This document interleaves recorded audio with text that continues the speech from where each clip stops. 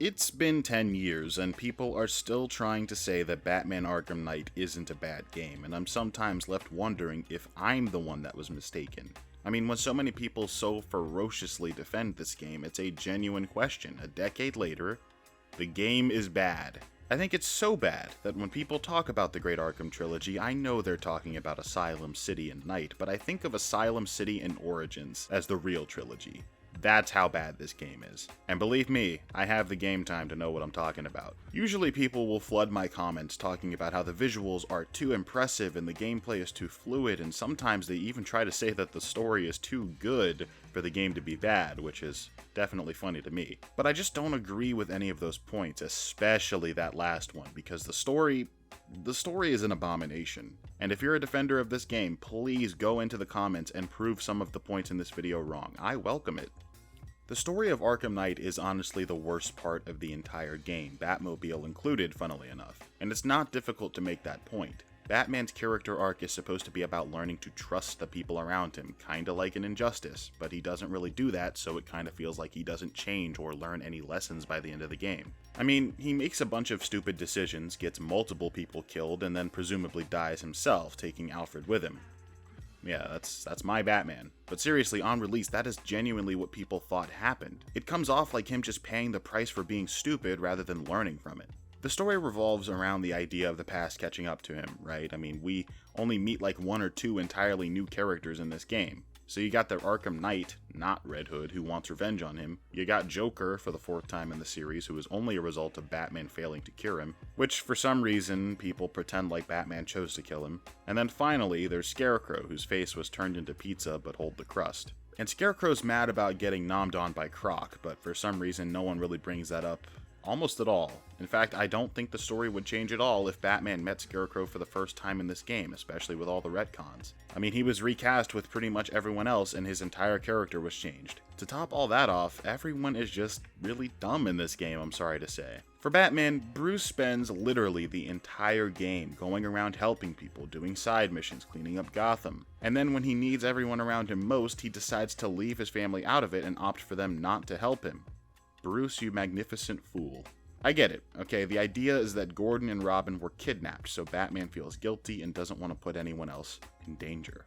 Plus, Barbara retconned herself in the head a couple hours ago, so he's feeling guilty all around. He's been lying and pushing everyone away in this game. So now would be the time to conclude that arc by having him learn to lean on those around him a little bit.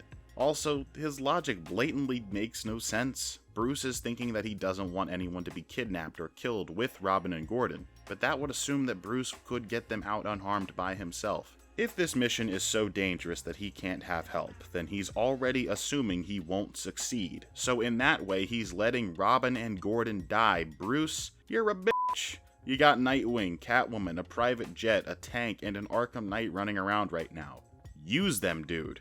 None of this even discusses the relationships that Batman has with the heroes themselves. Gordon decks him like an hour or two into the game and doesn't come back until past the halfway point, only to get his dusty ass kidnapped again, and it's like, dude, please contribute to the team. Bruce locks Robin in a jail cell after making him slave away in a pseudo Batcave all night. He just leaves Barbara in a clock tower that apparently has no security. Bruce, Barbara has been shot once and barely survived. She's now in a wheelchair. I need you to take this seriously. Nightwing's alright in this game, but him being around at all just makes it weird that Batman only assists him and not the other way around. Also, for a surrogate son, you don't feel much chemistry between the two at all. And then Catwoman gets captured by the Diddler. Sure, whatever, I mean, she's been caught by surprise before in this universe. And I will say that this version of Bruce and Selina don't not have chemistry. I appreciate that, even if most of their chemistry is saved for a cutscene 90% of players will never see. And of course, Alfred. Sweet Alfred, who has to step in and do hacks and stuff because Oracle is kidnapped. Alfred tends to be a big voice of reason in the Bat family, but he doesn't fill that role for most of this game because Bruce straight up doesn't tell him about any of the stupid decisions he's making, so Alfred feels pretty bland. On a side note, the Bat family is a big deal in the comics. They're pretty dysfunctional, and most of them probably have some form of autism. But at the very least, they're a family. I would never call what we see in this game a family. Aside from Barbara and Robin, none of them even really interact in a meaningful way. Nightwing has no scenes with anyone but Batman. And honestly, the way that Batman treats Robin, it's no surprise that the Arkham Knight's not happy. The villains in this game are so weird because I actually think all of the villains in the side missions are characterized extremely well, like occasionally better than ever before. And then we have the Arkham Knight, the guy the game is named after, being possibly the worst character of the entire series. Like, the main villains are the real issue here. Scarecrow has no whimsy in this game. I know that sounds like a nitpick, but this game went out of its way to recast and retcon Scarecrow's whole character and just made him worse. I will grant you, defenders of this game, he's scarier. But Scarecrow has always been one of the more intellectual Batman rogues. He's not a huge physical threat. Therefore, when he makes really dumb decisions like in this game, it's a big issue. And it's hard to tell what's dumb on Scarecrow's part or Batman's part or even Jason Todd's part because they all have so much stupidity to go around in this story. Like Bruce, I feel like Ace Chemicals is the first place you should be checking if you even hear Scarecrow's name. We did not need an entire mission to discover that Scarecrow is making chemicals in the chemical factory Ace Chemicals. And then you get there and, minimize the explosion Scarecrow is setting up. He's trying to spread his fear toxin fart juice onto basically the entire East Coast, and we stop him. But that's only like 3 hours into the game, more or less, meaning that the next 20 or so hours are all Scarecrow's backup plan. And let me tell you something, that's infuriating. The backup plan starts with Scarecrow removing the cloudburst from the front of a blimp, attaching it to a tank the size of a cottage, and pumping it into Gotham manually. All of this after Gotham's been evacuated of innocent people for the most part. I mean, all the tanks and the siege of Gotham in general are all after the East Coast was supposed to be a fart cloud. That simply doesn't make sense as a backup plan. I mean, it gets to a point after we stop his toxin that he just gets petty and attacks the GCPD with everything he has left, which again isn't much, and he still loses. I just think it's funny where he's upset enough to just straight up attack the only innocents left in the city. He's not even trying to prove a point anymore.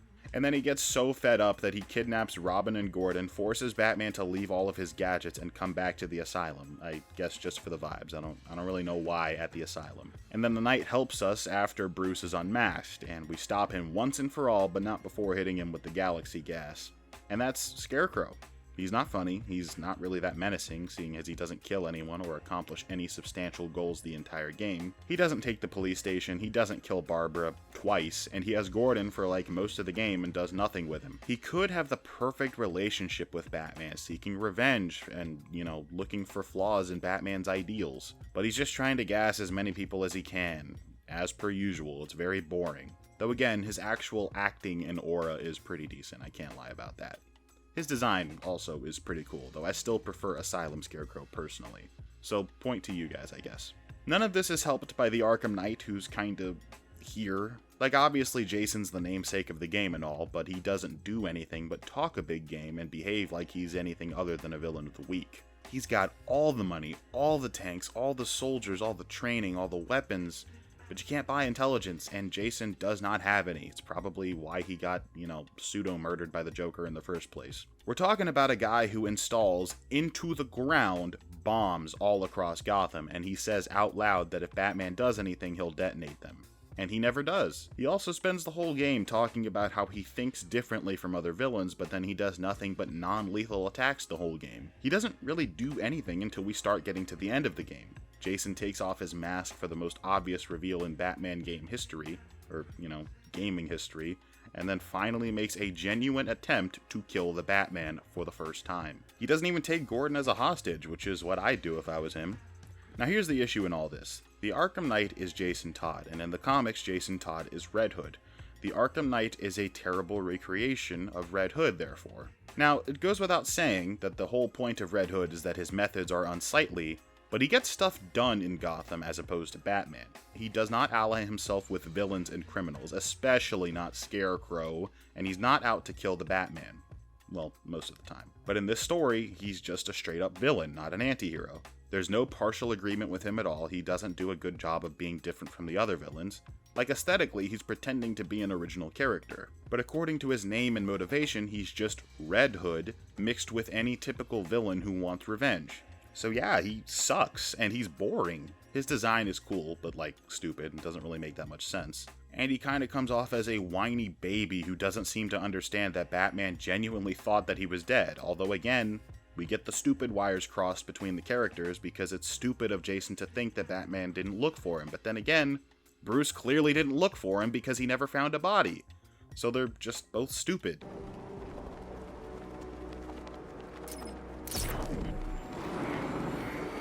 You've got contact. Heavy contact. Outside the zone.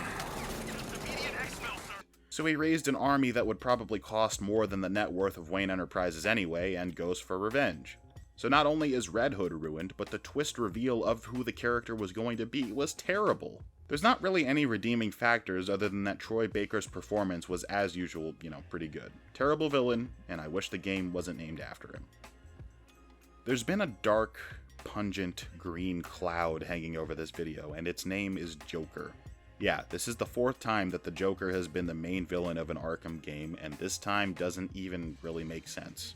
Like, we took the cure in Arkham City, so why the f*** is Batman also turning into Joker? I guess the idea is that Bruce's exposure to fear toxin is what kind of prompts that part of the story, but the logic there is extremely fuzzy. And having 4 duplicate Jokers as well, like, this is one of those plot points you hear about that was cancelled in a game after release, and you say, thank God there were not 5 total Jokers, all of whom died in some fashion. However, again, if you're a defender of this game, I will relent that Joker's performance and characterization is good and brutal. In the other games, you can see his disregard for human life pretty well, but watching him torture Jason with that sinister laugh was actually a pretty cool, menacing moment in my opinion. This isn't even mentioning the fact that he blew Barbara's back out, and Mark Hamill's performance was top tier yet again. There's nothing wrong with the inclusion of the character other than that it doesn't make the most sense, and it's the 4th time in the series. But I like that Batman kind of just mogs Joker back into the recesses of his mind. That's kind of amusing. Of the 3 main villains, not including Batman of course, Joker's the least problematic, but also the most uninspired and kind of cowardly. Like, you killed this guy, stop leaning on him like a crutch, and please just tell a new story. But like I said before, even though the main villains are pretty poorly characterized, the side villains are another story. I think Two-Face seems the most tragic in this game, as he talks about the life he wanted to live before having his condition and trying to be a criminal that serves Gotham in a way. Penguin still grovels as usual, he's not really that interesting, and I think their alliance being strenuous is a nice little plot point. Firefly is back and setting things on fire, so that's his characterization. Azrael probably has the most interesting side story, trying to be Bruce's successor but being limited by the tampering of his people with his mind. Hush, even though his story is short, is still a pretty good interpretation of the character, same with Deacon Blackfire. And Man-Bat, even if his boss fight is non-existent, his character is faithful, tragic, and hints to another villain showing up, even if she's obviously never going to. And I actually kind of like Poison Ivy's little mini redemption. I mean, she's not sacrificing herself to save people, it's not a full turnaround of her character, but I still like that she is actually looking out for the greater good. It's similar to Mr. Freeze, where his ultimate goal is to save his wife, not just to cause destruction like the other villains. Her goal is to save her plants, and she dies for it. Well, kind of. And I respect that. I'm not gonna lie to you though, Deathstroke and Diddler are simply terrible versions of the characters, not because of what they do, but more so how they do it. Deathstroke probably would come back to fight Batman for free, but he'd never care about a bunch of militia junk or anything like that, and he certainly would not try to kill Batman with yet another tank. He'd throw hands, let's be honest. And then the Diddler doesn't work as a whole, because not only are his diddles the worst they've been in the series, not only do half of them involve a car he just realized exists tonight, not only is it impossible in every sense that he could build a single racetrack, let alone 3, and a bunch of Diddler rooms in the orphanage, but his boss fight is also just fighting a big mech. Sorry, but that just is not the Diddler that I fell in love with. But if we're going to talk about terrible boss fights, I think it's time to dive into the gameplay. If you're an Arkham Knight defender, hold on to your butt, because I think the gameplay is terrible too. So, I think the thing that most people point to is how smooth the gameplay is, and I'll relent that, obviously. I'm not going to sit here and say that the combat doesn't play like a dream, the implementation of the gadgets is pretty good and all that.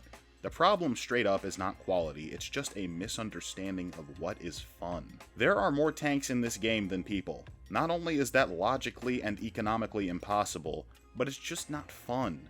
Stealthing around in a tank in a Batman game is not fun. Having like half the bosses in this game be tank battles is not fun, because it just doesn't feel like Batman anymore. The Batmobile in general is an affront to Batman's character, and then there's all the logical leaps you have to make for the tank to even exist in the first place. Like, hey, you don't kill people when you hit them at 220 miles an hour, you just shock them. All the areas of the city are semi-destructible, but they'll be fine when you come back later. All the enemy tanks in the game are unmanned, so you can destroy them without killing anyone. Like, come on, man, none of that even makes any sense. Let alone the idea that the tank is just used too much in general. I think getting much less of the Batmobile alone would make this game like 10% better. But Batman's combat and stealth are still buttery smooth, even if getting all the upgrades in the skill tree makes the game a little bit too easy. Like a 5-soldier instant takedown or the multi-ground takedown, and we're talking less than 90-second encounters with enemies in this game at max. I think the dual team fights are one of the coolest features though. You in a way get to play as Nightwing, Catwoman, Robin, and Azrael in the main story, and as I'm recording this, I just realized Azrael is yet another person who could have assisted Bruce in the final scenes. Whatever. Dual team takedowns, other gadgets, and things like that are what makes some of the combat really shine, though it's a shame that we spend more time in the tank than fighting the bad guys hand to hand. And the stealth, while pretty smooth, also still features terrible AI enemies, as these games always have. But I will say that a lot of the new stuff, like the vocal manipulator, healing enemies, cloaked enemies, and minigunners and stuff, they are genuinely challenging and force you to change the way you play. And even I can appreciate this as the resident hater of this game. That's another point towards the game. I think we're up to like a generous 4 points. The traversal and boss fights are weird. When it comes to the traversal, I think it's good enough, but I personally miss gliding through the city, feeling closer to the ground. I acknowledge that that's personal, so I'm not going to pretend like that makes the game worse. But the grapnel boost and gliding are both at their absolute peak, man. Like, if the car wasn't emphasized so much, traversal in this game would be pretty undeniably great. However, the boss fights are terrible. The Arkham series has 2 games with terrific bosses and 2 games with terrible bosses for the most part. Arkham City, you got Clayface, Mr. Freeze, Ra's al Ghul, Solomon Grundy, and a bunch of challenging combat and stealth in between. Origins, you got Firefly, Deathstroke, Bane like 3 different times, Copperhead, Killer Croc, Deadshot, and I can't really include Shiva, she kinda sucked, but she was in the game too. Arkham Knight, you got the Joker, that's also a boxer. You got Deathstroke in a tank, Jason in a tank, a Diddler robot, and is that it?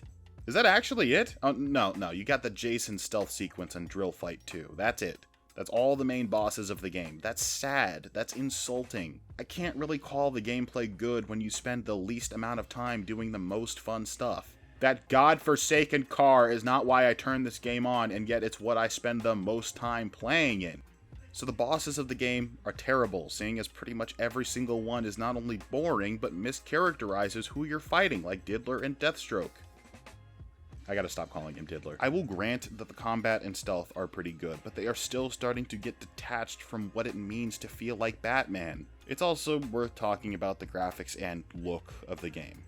Look, I'll give credit for no loading transitions for a 2015 game, and I will also say that giving Batman so many unique animations and voice lines depending on what's going on in the game or what mission requires it is really cool. And the level of detail is really good. I'm never going to sit here and deny that. But that's all the praise I've got, because I'm also one of the people that genuinely believes that the art design, not necessarily the graphic fidelity, of course, is absolutely awful. This version of Gotham is ugly, dirty, muddy, and industrial, but not in a cool way.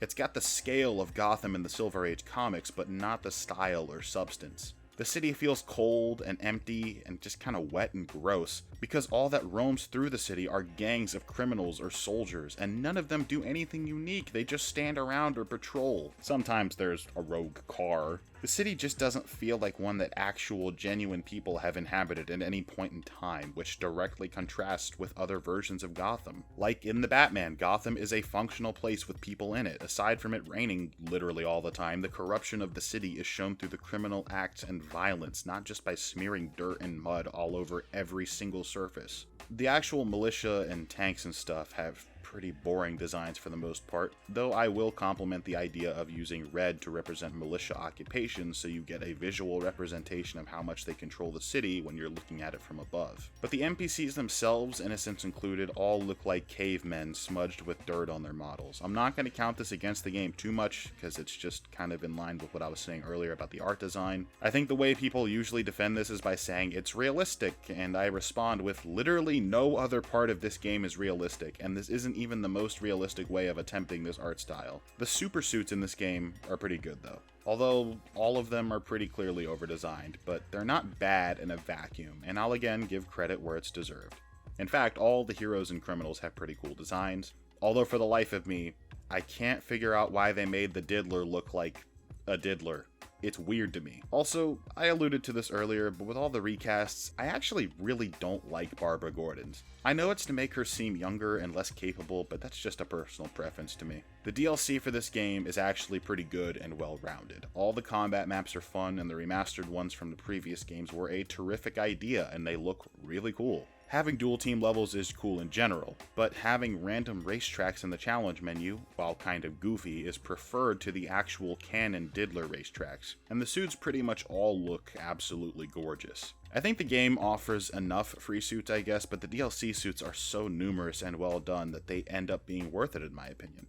And of course, before we end this video, we gotta talk about the DLC missions. They're actually pretty good. Yeah, I don't have too much to criticize there. The biggest flaw with them is that they're a little boring until the end before they get really interesting really fast. But the interesting part doesn't last more than like 10 minutes, so that kind of sucks. I wouldn't recommend buying one at a time. You really gotta buy them all together or you'll probably feel like they're way too short. This game probably has the most value in a season pass I've personally ever seen, apart from maybe Spider-Man 2018. So there's another point in the game's favor. And the Arkham episodes are also kinda like this, where most of them are really short, so it's better to just buy and play all of them to really get the most value. Although, I think the little half-baked character arcs are kinda dumb because they are so short. Like, Robin's thing about turning into Batman sounds really dumb across a 20-minute story, but A Matter of Family is obviously the best one, and is a fun chance to get to play as Batgirl for the first time in this series. I think they're all alright, although Catwoman's is really hard, I won't lie. Like, I beat it, but Jesus, that was difficult. So I think we've covered just about everything in this game, and it's really disappointing to me. I see people trying so hard to defend this game, and I'm sorry, but it just doesn't work because the game is not very good. The story is illogical and often does a disservice to its characters, especially Batman and the main villains.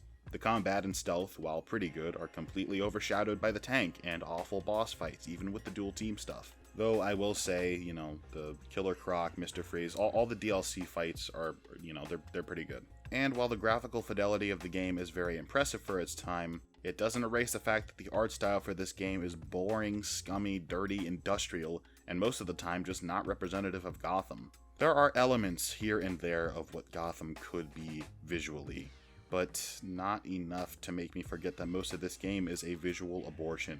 So yeah, even if it's been a decade, even if people are gonna fight me tooth and nail on this game is such a bad pseudo-ending to this franchise that it makes me question the quality of the ones that came before. I love the previous 3 games. I think they represent the best parts of this form of media, but this game is awful, and if it takes some of you a decade to realize that, so be it. I tried to love you, Arkham Knight, but you're just not a very good game, and that's not even discussing that this game is the precursor to Suicide Squad. This game gets a 4 out of 10, and it really stings to give it that number because I remember being there back in 2015 waiting for this game to come out. I know that was a decade ago, but I remember. And as much as I wanted this game to be good, it's just gonna have to be what it is, which is a 4 out of 10. I appreciate you making it to this point in the video. I don't always rant about games that I hate. If you enjoy talking about video games, movies, TV shows, and superheroes and stuff, you should absolutely like the video and subscribe to the channel. You've subbed to channels worse than this one. Or not, that's fine. Play nice, people.